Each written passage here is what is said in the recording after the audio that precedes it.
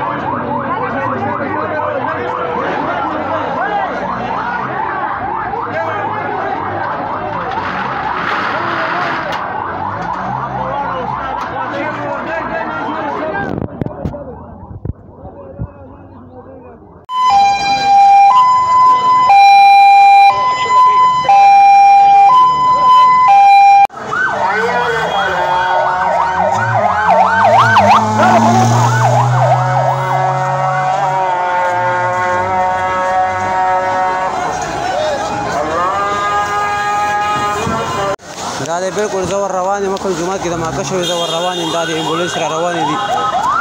او الله دې رحم وکړي یار مسیمه آگے چا نمبر سو ولی جی یہاں پہ